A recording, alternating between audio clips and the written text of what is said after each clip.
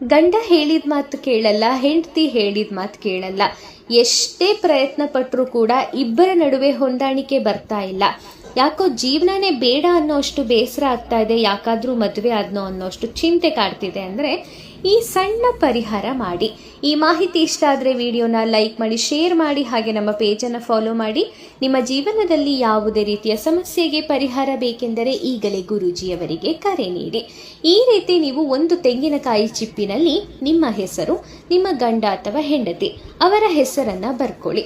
ನಂತರ ಅದಕ್ಕೊಂದು 3 ಇಲ್ಲ 4 ಕರ್ಪೂರಗಳನ್ನು ನಿರಂತರವಾಗಿ ಈ ರೀತಿ ಹಚ್ಚಿ ನೀವು ಭಾನುವಾರ ಇಲ್ಲ ಶನಿವಾರ ಸಾಯಂಕಾಲದ ವೇಳೆ ಮಾಡಬೇಕಾಗತ್ತೆ.